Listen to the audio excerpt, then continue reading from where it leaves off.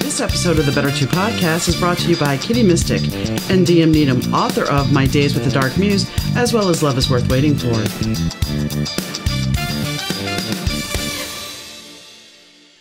Hi gang, Donna here. Thanks for tuning into the Better 2 podcast. Today's guest is Donovan Jensen. Donovan has a story that I'm sure a lot of us can relate to. You have that wonderful job that you're happy at, and you want to get a promotion because, you feel like you're stagnating just a little bit and you really keep hoping you're getting a promotion. And well, the boss tells you, well, we're waiting on the budget to open up, or we're waiting for this to happen. And we're waiting for hell to freeze over because basically that's what's going to happen because it's never coming. So what do? You decide I need a change. And he did make a change. He takes us on a journey of a change that took him to the near brink of financial ruin and how he ended up turning it around. Plus, we also talk about his content creation and his talk show or podcast, Happy Talks. So I hope you enjoy the show. Hi, Donovan. How are you doing? Doing excellent. How about yourself? Good.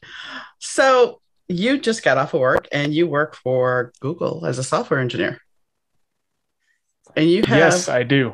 You have quite the journey of getting there because you quit your job and then you had an 18-month journey of you had no coding experience. So how did you go to work for Google? Yeah, so I guess we'll start at where I was to begin with and then unravel this story a little bit. But previous to that, when I was working, I was doing sort of a social media marketing, customer service type of mixed job. And I was doing, okay at that job. And it was one of those situations that you get in corporate life where it's like, oh, we're going to give you a promotion as soon as we get the budget opened up for, oh, it looks like that didn't happen this month, this quarter, this year. So I found myself sort of in a limbo state where I wasn't really progressing.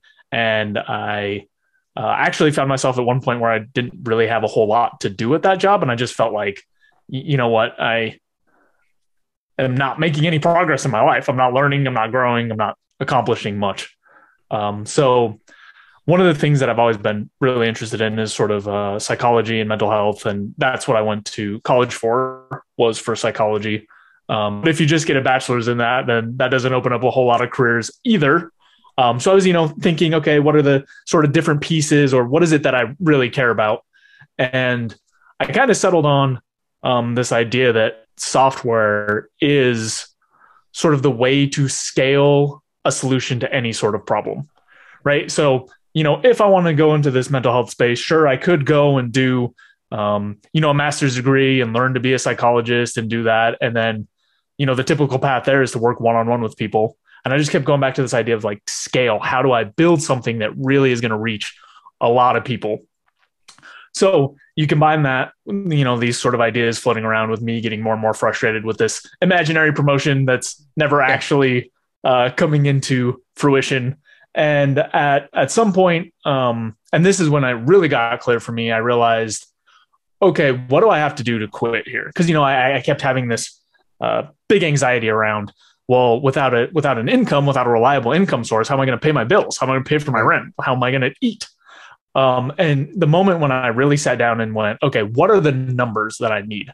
How much do I have to save that I can give myself a 6-month runway or a 1-year runway? Or I don't remember, because it's been enough years that I don't remember how much time I thought I needed. But, once I actually did the numbers for that, then it was a more straightforward matter of, okay, I'm just going to sit down, save up the money, and then take off when I'm ready. Well, the day that I actually quit was much harder than I anticipated. It was still a lot of anxiety and fear around just like, oh, what am I going to do next? Now, at this point, I didn't actually have a clear idea of, oh, I'm going to go learn to do software and try to work at a big tech company.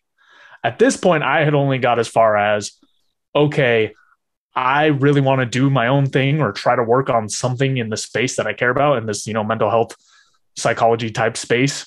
And I need to buy myself some time. So I quit. I spent the next 3 months after that, I think, trying to make content around mental health, happiness, this kind of stuff. I was making like a video every day and writing articles and doing all this stuff. Now, in retrospect, the big mistake there was that I didn't already have any kind of an audience. So I did get a tiny bit of momentum, but to make money in sort of the content space, you need an audience. So after, 2 or 3 months, I hadn't produced any money, and I lost some money trying to get, this little project started and whatnot. So I had a few more months of money saved up, and I really didn't know what to do for a while. And so I had, as part of that project, started a website and done a little bit of coding on the side, right? Just a little bit of, hey, here's how you change around a couple things, move this over here, change the color of that. And at some point I started getting ads for, hey, if you want to do software for a living, there's this 3-month boot camp that you can go to, and it's completely immersive, and it takes, I don't know, your whole life. You have to give up everything basically to go to one of these. And now I think there's a lot more options. You can kind of pace it out differently, but the one I went to was very intensive. And I figured, I wasn't dating anyone at the time. I didn't have any financial obligations other than myself. I didn't have anything really going on. I decided to move to San Francisco and do that boot camp and start working on that. And I'll pause here for a minute because I feel like I've been rambling for a while. Did you have any questions or anything you wanted to? I'm listening. I am actively listening because it's your journey. And if I have questions, I will raise my finger, or I will stop you. But continue, please. All right, I'll go right back into the ramble. So I made it to San Francisco, and at that point, I was really nervous because paying to go to that boot camp had sort of leveraged me up to, I had enough to pay for rent and food there for the duration of the boot camp, plus, a month or two, maybe. So I was really banking on, okay, well, they say that you can get these really high paying jobs right out of this boot camp. I don't know how true it is. I've never met anyone who's gone to one of these things. I don't know that much about the field or anything, but, I had that idea rolling around in the back of my head. Well, this is the way that you scale up solutions to anything. So if I ever start my own business, or if I ever work on anything, or have a friend that works on anything, like, this is a skill set I need to have. So anyway, I went to the boot camp. I don't know how much there is to say there, besides that it was a boatload and a half of work, and extremely frustrating. A lot of the people that went into it already had some background, and I guess I just had some small aptitude for it because I was able to, they had sort of a test to get in to make sure, like, oh, do you at least know the very bare minimums or whatever. But anyway, it was a very uphill journey. But, I made progress. Things seemed like they were going all right. Relative to other people in the class, I felt like I was performing, fairly well. I wasn't like falling behind or struggling any more than anyone else was, and everyone was kind of having a rough time. So by the time we sort of got to the end of that boot camp, I felt pretty good. I felt pretty confident.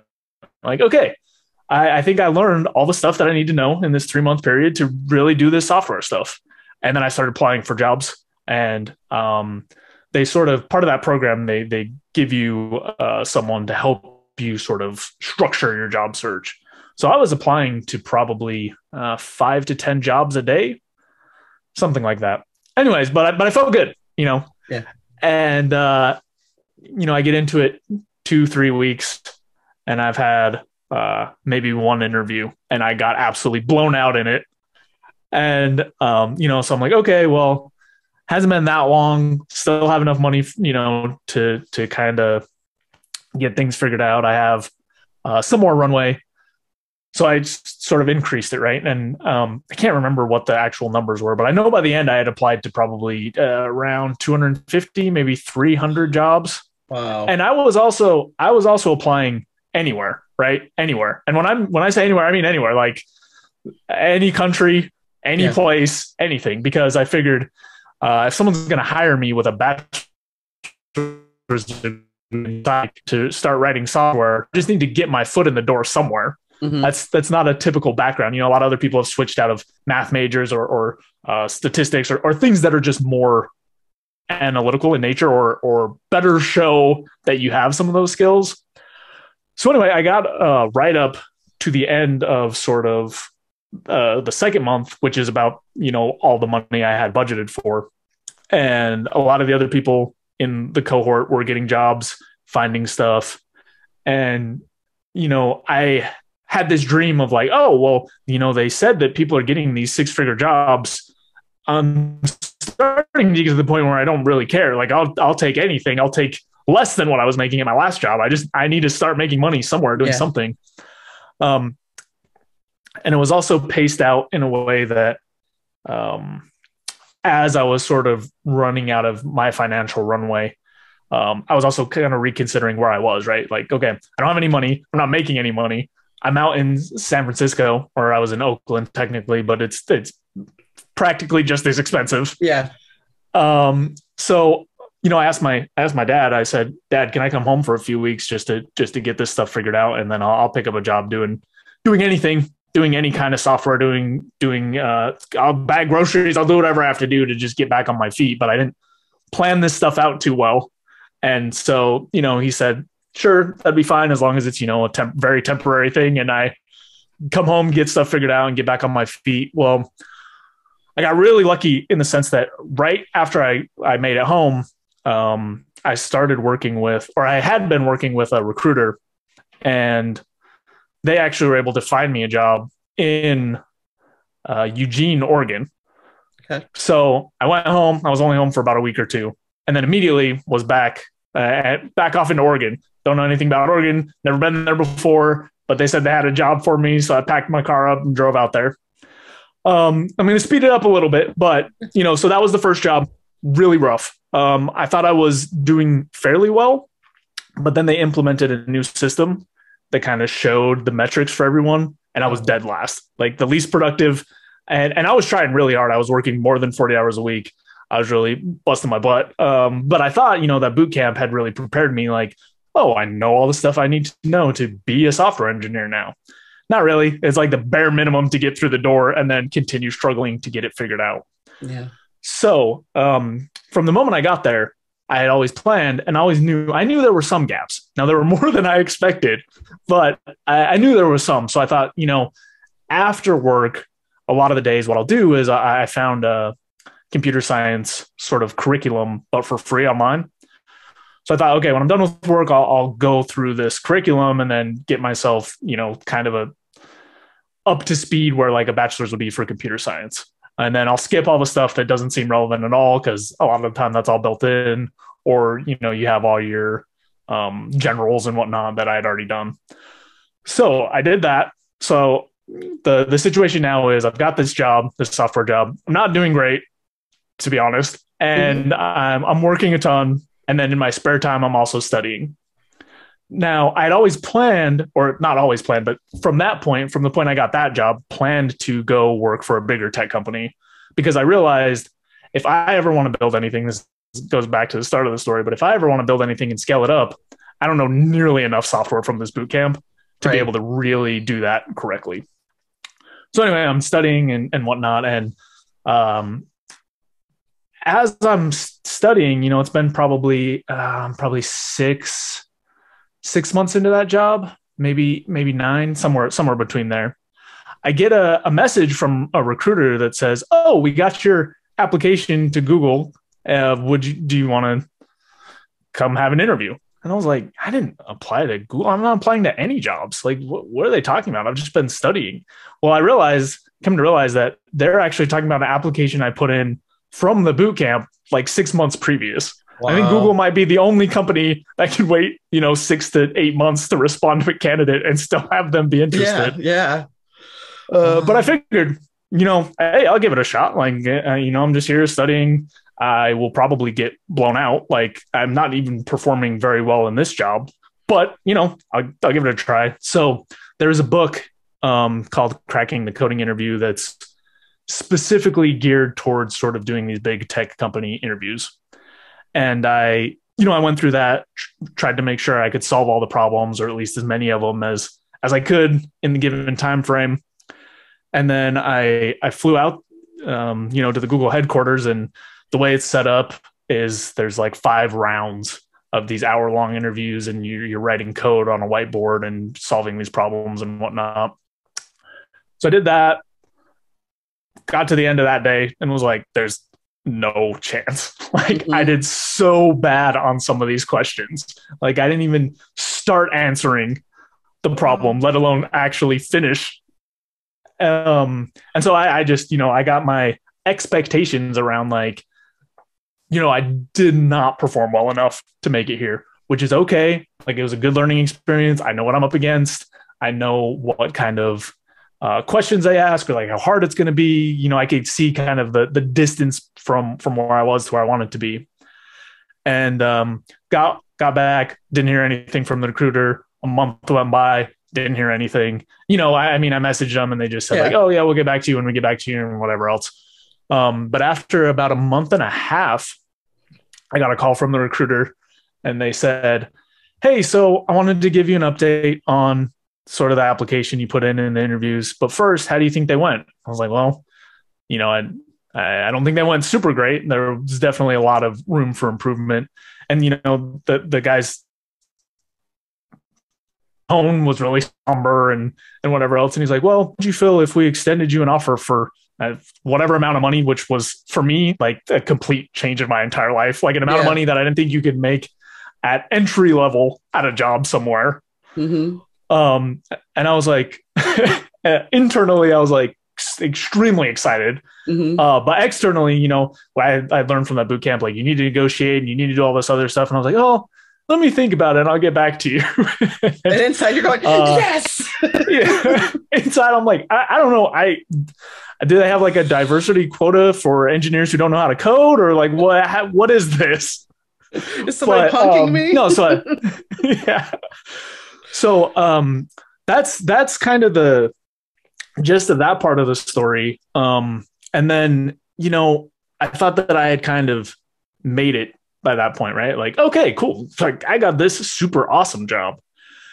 Well, the story's not quite over. When I got there, I sort of had this expectation that they knew what was going on, and they had put me in a role or found a position for me that was suitable to where my skills were and what I knew and whatnot. The reality was a little bit different, which was sort of the same as that first job, which was, because I had jumped up to this much higher level company where the baseline is so much higher, their expectations were that I was really good at writing software. So I found myself back in sort of that same situation, just really working, way over 40 hours to try to get caught up on everything. And that lasted for about a year and a half or so before I sort of started to get more comfortable with things and get things figured out and get to a point where I wasn't as worried about things. And there are some other details that I could fill in, but I've been rambling for almost 20 minutes straight now. So I'll be curious what you got, what's going on your end. Well, the start of your story about your original company telling you, oh, well, the budget hasn't opened up. I'm going to be honest. I was in a position as a supervisor to give reviews, and it would be like, we go in and they're like, okay, the max raise you can give is 3%, but nobody's getting 3%. So as soon as we were given that authority that you're going to do this, they took it right away. So that I can understand completely. Yeah. Oh yeah. We're going to give you a promotion. Yeah. It's going to open. Oh, it didn't open. It's the shenanigans of corporate America. That's just the way it is. And interviews, once again, I was in a managerial position, so I had to interview people. And I got told by my employees, after they were comfortable with me being on the job, they were like, I cannot tell if I got the job or not. You were so stoic, it was scary. They're like, do you play poker? I'm like, no, I don't. But I'm glad that people were still willing to take a chance on you. It had to be scary as anything to be coming down to that wire where the bottom's going to fall out. Yeah. So I will say that this experience, more than anything, has challenged me in terms of where my limits are, right? Before I had done any of this, I did well in school. I had done well at that other job. And, I pushed myself some, but not nearly as hard as this. And there were definitely times where the tank was on empty. And I was just like, I don't know if I can get through this. I don't know. I don't know how to do this. And I don't know if I'm ever going to figure it out. When you were talking about, the mental health aspect, I know there's apps, there's Quilt, which is an app, a social app that people go on and talk about depression and then talk about mental health issues. So there is that ability for you to create what you want when you get there. That's still there for you to be able to do. And I mean, how many podcasts are out there talking about mental health? And I know yours does too. So, I mean, it's a very positive thing, because as I was telling somebody yesterday, we used to not talk about mental health. We used to not care enough about mental health. If you had a problem, we didn't want to know about it. Put your little mask on and hide, because we don't want to hear about it. And yeah, you definitely. Oh, God. Sorry. No, go ahead. Go ahead. No, go ahead. I was just going to say, you see it very different depending on the people that you're interacting with, right? There's still a very strong contingent of, oh, you have mental health issues, like just go figure those out on your own. Yeah. Well, that comes with the older generation, I think, because, and I mean, first episode was my mom's suicide. I talked about that. But the reason I'm bringing this up is because when she tried to OD and we called the paramedics, the neighbors were all outside with the police department and the fire department and the ambulance driver, because you made a 911 call. And this is 1983, 85, somewhere in there. And everybody's out and they're looking. And here I am at 16 years old, roughly, going, oh, she has the stomach flu or something. Because I'm not going to tell them that she tried to kill herself. There's no way. The embarrassment of it all. So you sit there and lie to the neighbors that are all gawking, and some have the balls to actually come over there and say, hi, everything okay? Now, are you really concerned, or are you just going to go gossip? So, but that was the 80s. Well, it's crazy to me because, I moved around so much the last few years to see the differences in places in their positions by like area, right? And just the type of people that are in a certain area, or, because I think about, I'm originally from Utah.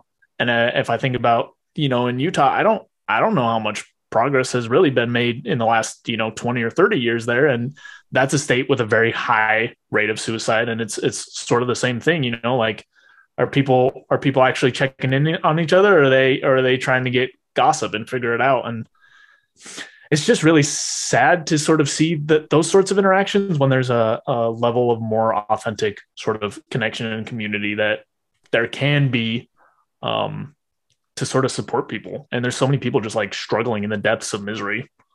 Well, and COVID has really done a number on everybody. I mean, I don't, whether you actually had it or just the experience of being locked down, just our whole world has been turned completely upside down. And I want to say it's fractured all of us, whether we admit it or not. There's a slight fracture in all of us now, because it's like, how do we move on, and when do we progress? When will life ever get back to some normalcy? It's never going to go back to what it was.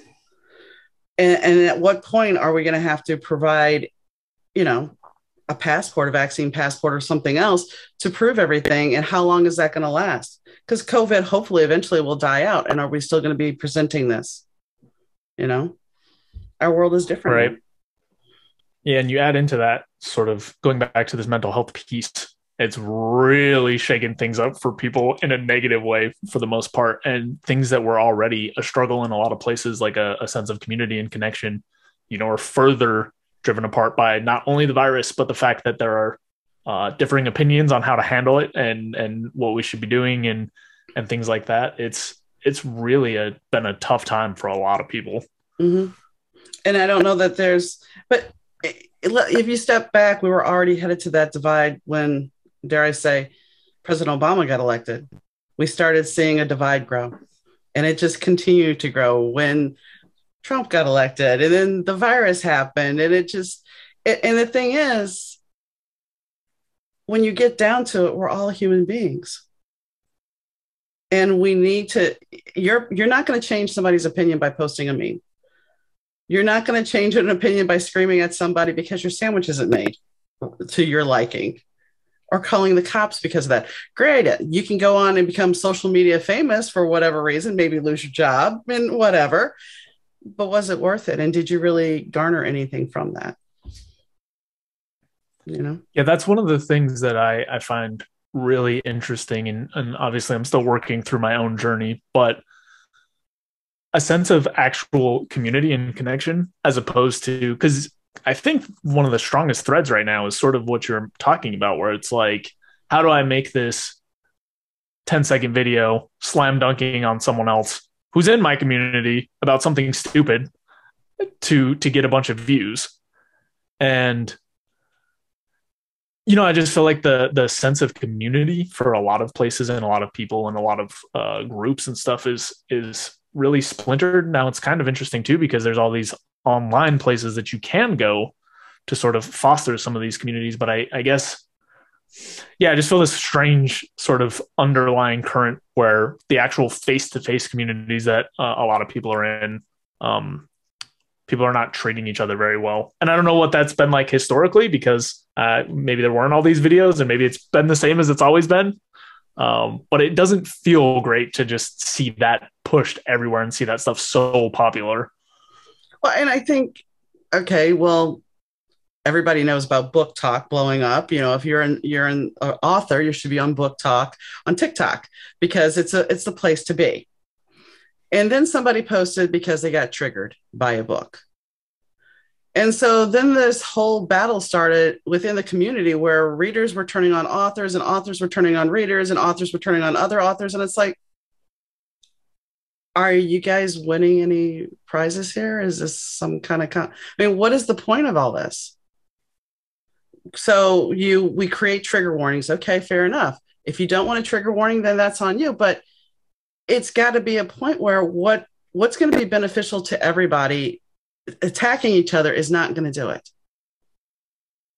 And I'm sure this is the same thing with you rapping, because you do poetry and rapping, and people will start dissing you for whatever reason, and there's no reason for it. When does the armchair jockey decide to step off his high horse and get with the program and try to relate to everybody instead of tearing everybody down? But I had a conversation earlier with a guest, and he was talking about how, we look at people that are below us as that we're above them. The people that are the same as us, well, we look at them kind of like, well, you're not as good as us. And then the people that are above us, we try to pull them down, which is true. So why can't we just take away that classist attitude and try to see that we're all human? Yeah, that's some of the stuff that I'm most interested in terms of how do you actually get people from one place to the other. Because, when you think about what's most useful or what's most productive for you as an individual, just purely from a selfish perspective, right? Just for me, what's the best for me? Well, the most helpful thing is actually finding ways to connect and sort of be with people instead of against them. Because the more people I turn against me personally, the more enemies I have, and the more people I have on my side, the more resources and tools I have at my disposal to get things done and sort of be more productive. And the reason I bring this up is because I myself was one of these people that used to go online and fight all the time about random stuff or just be a troll. Like when I was in college or maybe before. But I used to go on and just fight people about random stuff all the time. And it's the same things that I see all the time of like not trying to understand the other person's perspective, trying to score points on them, trying to make other people look bad. Kind of like you were saying, across the different like ranges of people, or how I saw myself relative to people, pulling people down or kicking them while they're down or whatever else. And even from a purely selfish perspective, that's not a good strategy.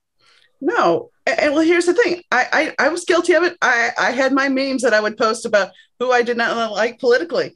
And at a certain point, after my husband passed, I'm like, you realize you're just standing there on the precipice screaming into a void, and you're not changing anybody's opinion. You're wasting your energy, and you've had enough going on. Just step away. And that kind of, I've lived by that since then. I don't get into these political wars anymore. I don't get into that. I've stepped back from that because it's toxic.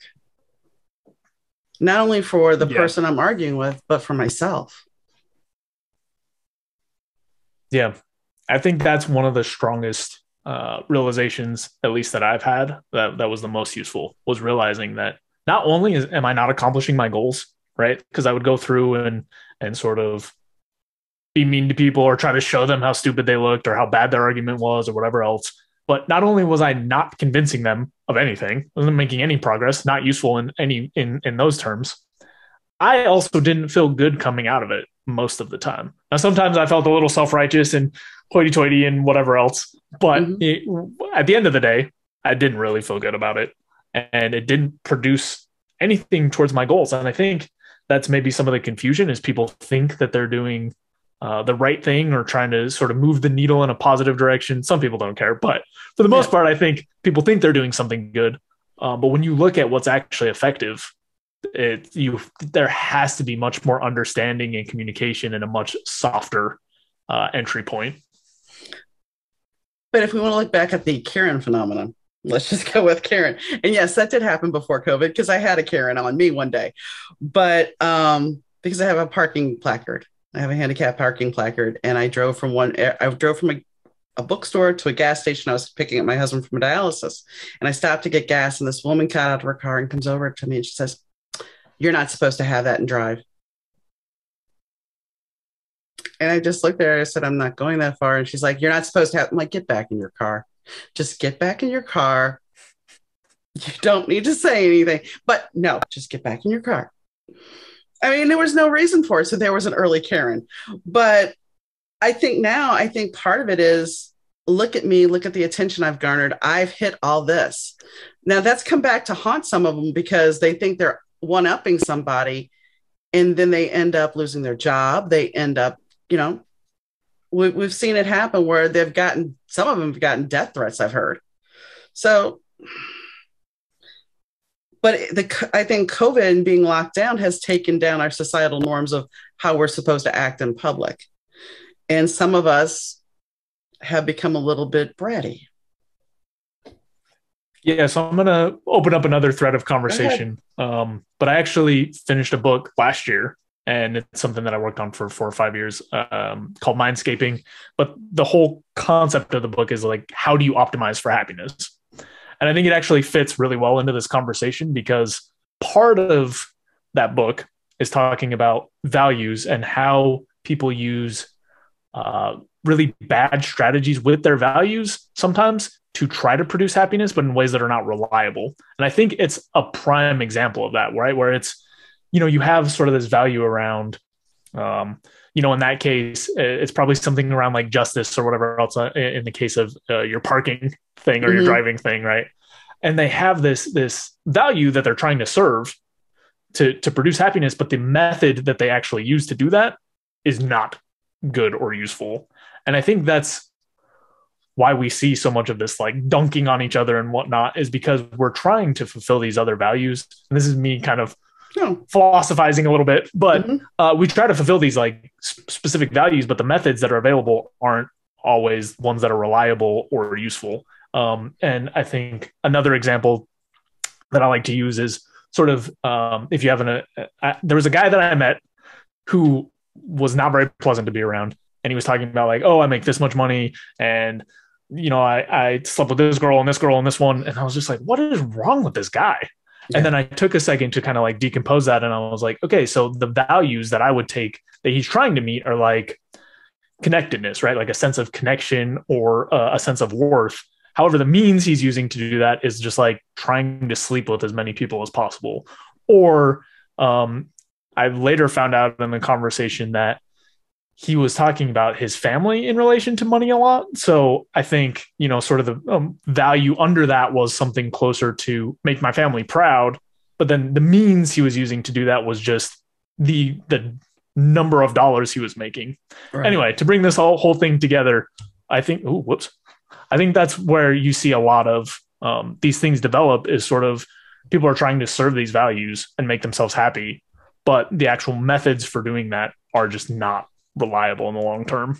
Well, and then if you unpack that a little bit further, because going back to that guy you were talking about and the family history, if the family has sat there and raised him to make him feel belittled, that we don't have either, we didn't have enough money, or we had too much money and now you want to keep up with dad, or money is everything.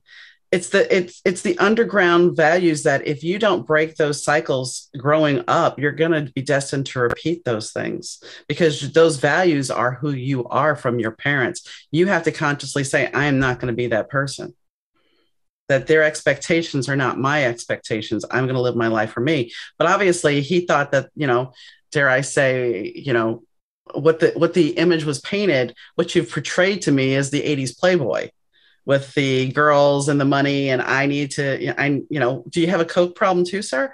No, no. I mean, just the way if you have to talk about that much, are you really happy with that life? Or are you just using it to put on airs? And that's where the conversation got interesting, is when I got past that, I make this much money, to that sort of, well, I hate this job, but when you from my family, you can't make less than this. And that's when all the gears started turning and everything started unraveling. But I think it's really common that people don't consciously spend time sort of stepping back and reflecting on how some of their values were created, and how the history of some of those things plays into how they're living. And I don't know, because a lot of the people that I know have been under 30, so maybe a lot of people later in life run into these walls and start actually thinking about it. But in the circles that I've been in general, a lot of people have not ever stepped back to do that. And more and more, I don't think that there's ever in a magical time in life that just happens to you. Yeah. I think you have to, it ends up happening when something major happens in your life. And I mean, nowadays for some people, it does not ever happen. I mean, I look at my dad, nothing will ever change his mindset. And I'm like, okay, whatever, that's you're going to do you. But I think if something happens in your life to make you step back and have to reevaluate your life, like losing a job, losing a family member, losing a loved one, those things make you stop and go, okay, what is my life, and where am I going to be? Where do I fit in now? And that makes you stop and go, okay, for your generation, do you guys ever get to stop, really? Because I mean, my generation, we got to unplug. I was talking about this earlier with somebody. We knew phone numbers. We didn't have the constant bombardment all the time of somebody knowing where we were. Now, I mean, I love my cell phone. Don't get me wrong. I'm not going to knock it. But now you don't get to unplug, really, unless you force yourself. I mean, I've had a friend come over, and for the first time in a long time, I turned my phone over and put it away for 5 hours, which that's like a record. But we don't necessarily do that. We give people the ability to find us. So how can you take time to reflect if all of a sudden you're sitting there trying to, we'll say, meditate, and you hear, ding, it's social media. And just like a dog, you're going to pick up that phone and go, okay, what's my reward? Yeah. And you see, I mean, yes, the people that are in my generation and a little bit younger, that has 100% been their entire life. Mm-hmm. But now also it's almost everybody, right? Like if I go home, I have a decent sized family and extended family and whatnot. If I go home, a good chunk of the visit together with everyone is everyone just on their phones. Right. I didn't mean that. I know now we are that way. I'm just saying beforehand, we didn't have that. So that's all. Yeah, no. It's just surprising to me. It's surprising to me how much, because I try to be very, very conscious with my phone time and like how I've set up my notifications, and to make sure that I'm present in the times that I want to be. And don't get me wrong, I'm nowhere near perfect at this. There are plenty of times that my phone is going off. In fact, this watch always goes off when I'm meditating. Always. Yeah. But it's crazy to me how rare it is that this is actually the case, because most of the time, if I talk to, friends or family about like, oh, hey, do you want to be less distracted by your phone? I think there's a wave of, oh yeah, I shouldn't be on my phone as much. But then the actual action around sort of limiting those notifications or changing them or whatever else isn't really there. And I think you're 100% right that with the constant stimulation, it's almost impossible to step back and reevaluate some of the bigger picture things like values and whatnot and make sure that you're living in alignment with them, unless you really, really set out the time to do it. Well, and then there comes this whole other caveat. Are you willing to confront your shadow self?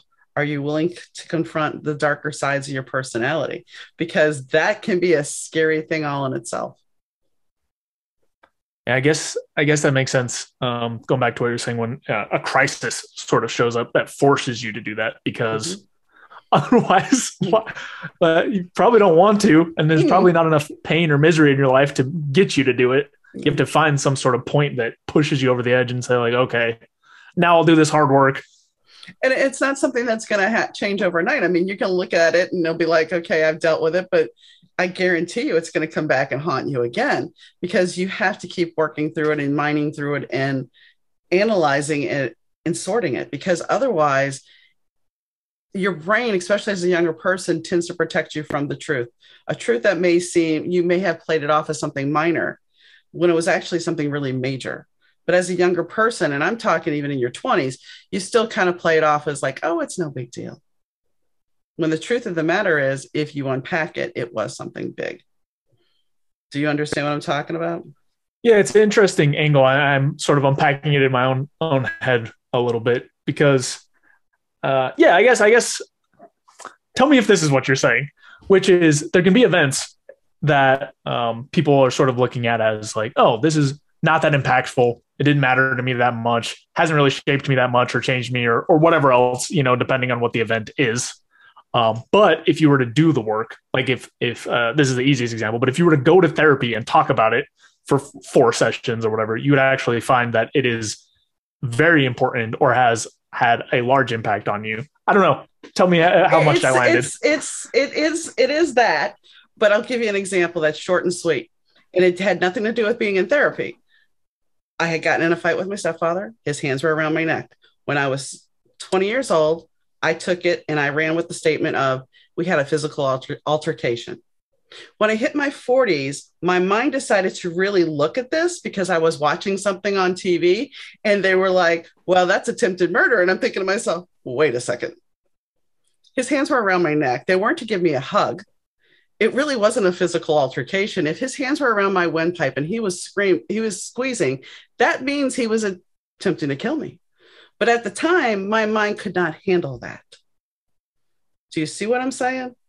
Yeah, so I think that sometimes our mind will sugarcoat something, and then something will trigger it to give you an epiphany.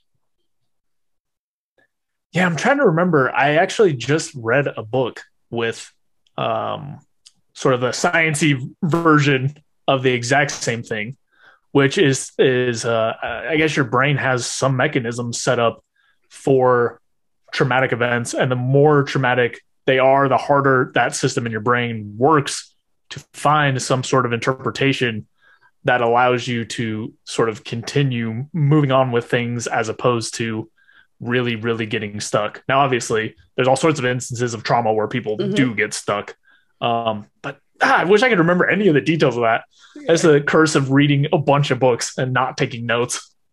It happens. And I mean, we were talking about, we're bombarded with information so much that there's the nugget, but it's like you can't remember all the details. So I get it. I completely get it. So let's talk about something happy. You went on YouTube and you decided you were going to do your poetry, and you were going to rap your poetry. Is that how this played out? Yeah. So this is an interesting story. Let's see. Where is the best entry point here? So my entire life, basically, I've been interested in poetry and sort of rhyming and those kinds of things. And, I'd kind of written stuff in a notebook here and there, and, sent some cheesy poems to girls when I was really young to try to impress them and whatever else. But I never took it too seriously, and I never did a whole lot with it. But I guess I just had too much time in college, or I'm not sure how I really first stumbled into this. But I sort of got onto this internet community of rap battles that were only text, which is very niched, sort of strange. Okay. But, it was really interesting to me because at that time I had only done the writing piece. So, and I liked rap music. I had listened to rap music ever since I was a little kid. So it was kind of a mesh of those two things that didn't force me to be vocal because I hated my vocals.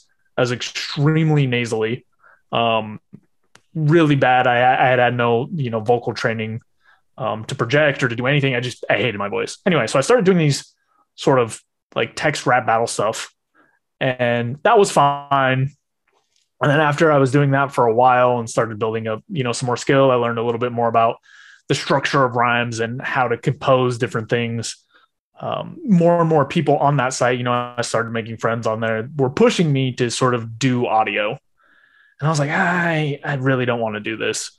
But eventually, like, there was enough pressure and momentum behind me that I started doing that. So these exist somewhere. Please don't go look them up. Anyone, don't find these. But there are some like rap battles that I have on this out there. And they just didn't feel very authentic, but I still wanted to, participate in this community. For me, it was about kind of mixing, being competitive. I'm fairly competitive with sort of this other thing that I liked with poetry. Anyway, not good. My vocals were not good. And I got feedback as such constantly. So what the arc sort of looked like is I would spend, a month working up the courage to do one of these, get absolutely blown out, have everyone say that it's terrible, lose. But then that competitive part of me would kick back in. And then I'd eventually go back and do it again. Now, this whole time I was doing the writing piece, much, much stronger in the writing piece. Still true to right now, I'm much better at writing than I am vocalizing. So at a certain point, I got pretty good at that, even though I was still really bad at the vocal parts. People on the site kept asking me sort of the same questions over and over again. They would say like, oh, how do you sort of do a multi-syllable rhyme, or how do slant rhymes work, or these more structural writing components. And, I would type up a thing and explain it to them and send it to them. Type up a thing, send it to them, explain it to them. And I got sick of it. And I was like, why don't I just make a video? I'll just make a video. Anytime somebody asks me this question, I'll just send it to them. And I don't have to keep, typing this up with minor variations and whatnot. So I did that, and I didn't really think much of it. And, some more people asked questions. So I did a couple more videos and whatnot. And, I just kind of blinked and looked up, and then all of a sudden there was quite a big, or at least relative to what I was used to, following in number of viewers on some of these videos. The views were in like the tens of thousands. Wow. And I was getting subscribers, in the thousands, which again was just much more than I expected. So then, it came back to this sort of piece around actually vocalizing. And so, I had gotten a little bit of momentum from the writing and from some of the explanation type stuff that I had a little bit more confidence. So I started recording music and stuff, but I got the same feedback. Like, this doesn't sound good. No one likes this. You sound ridiculously nasally. Well, at some point, I actually realized that, I tried to figure out like what's going on. Why is my voice so nasally? Like, this seems to be to the point that there has to be something, because I've gotten the feedback so many times. It's not just people, being mean for no reason. Mm-hmm. Well, I played soccer growing up too, competitive soccer. And I guess I, at some point, really busted up my nose bad. Yeah. So my septum was severely deviated. So I had to go get nose surgery and a bunch of stuff. And anyway, that's kind of an aside. But that helped a lot with that piece. Anyway, in the meantime, I was still making videos, and a lot of it was just around people asking questions, right? How do I do this? How do I do that? And over time, I sort of developed more of that skill based on what people were asking. So people would say, how do I rap in double time? And I'd be like, I have no idea. So then I would go on the internet and do the research and make a video for it. And actually, this factors back into the original story, which is this was sort of growing as I was doing that other job. And at a certain point, I was like, I could probably just do this. I could probably just do this rap stuff and make that happen.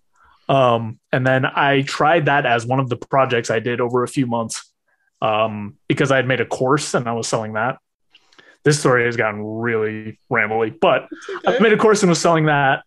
And I made a few courses in that time, but none of the other ones sold anything. So that was one of the failed projects I made in between before I started figuring out the software stuff. But all in all, sort of, it was just this slow journey of like, okay, I made something, I'll put it out in the world. Everyone hates it. Okay. But I'm really competitive. So I'll try again. And just I got crushed. But once I tried to do it to make money off of it, that really killed the love of it for me for a while. So only in this last year or so have I starting to write again and think about sort of making music and stuff like that.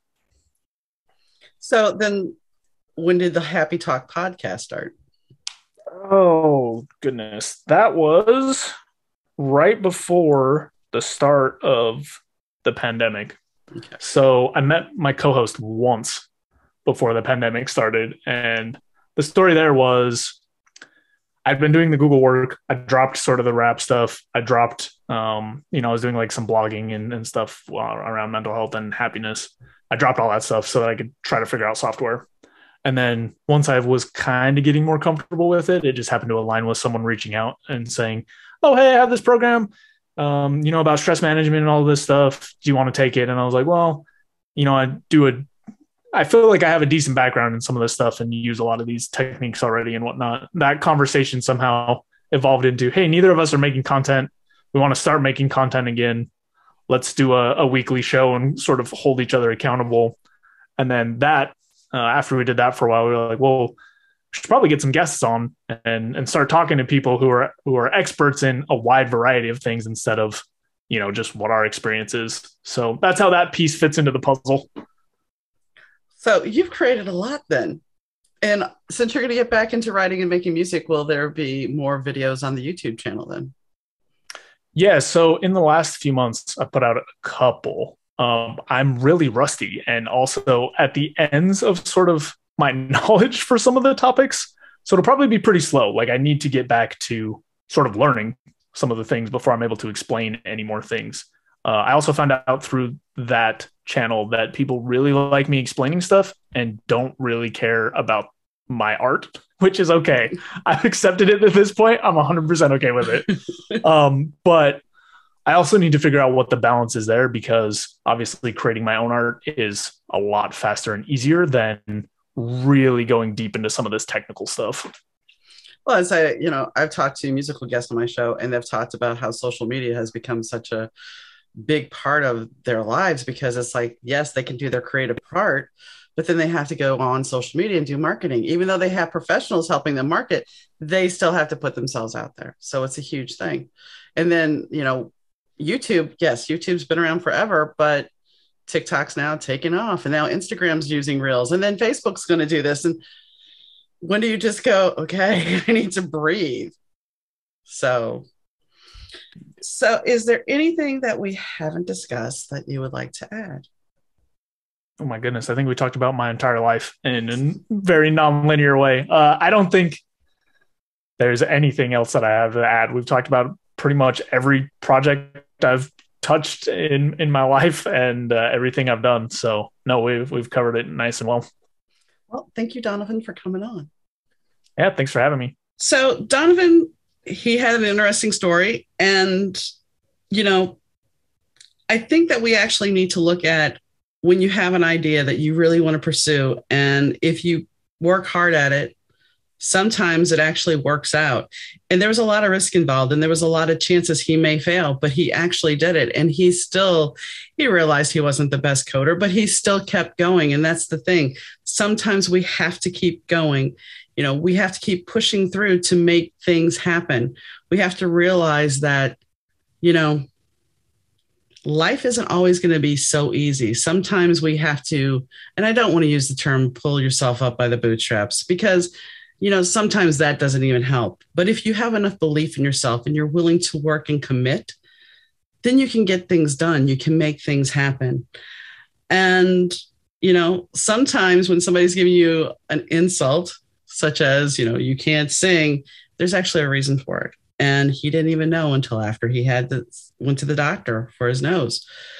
So because we talked about depression, and I think if you ever have a situation where you're not really feeling well and you're feeling down, once again, as I've said before in many episodes, please reach out to somebody, because you have people that care about you, people that respect you, and people that would miss you.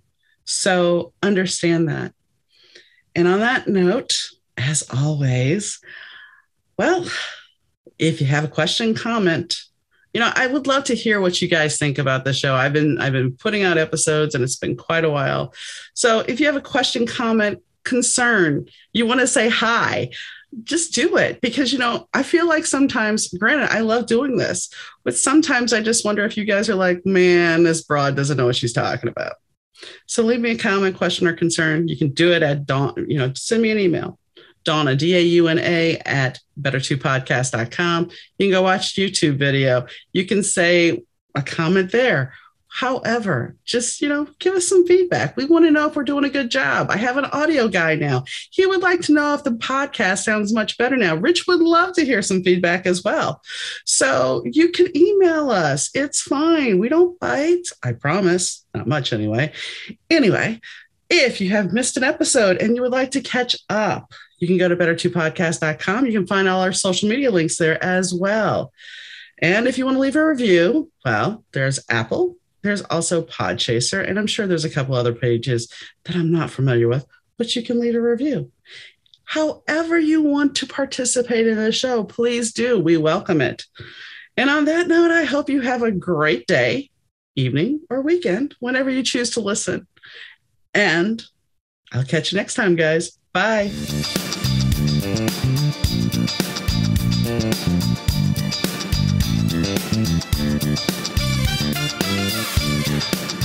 The Better 2 podcast is mixed, edited, and produced by Rich Zai of Third Ear Audio Productions.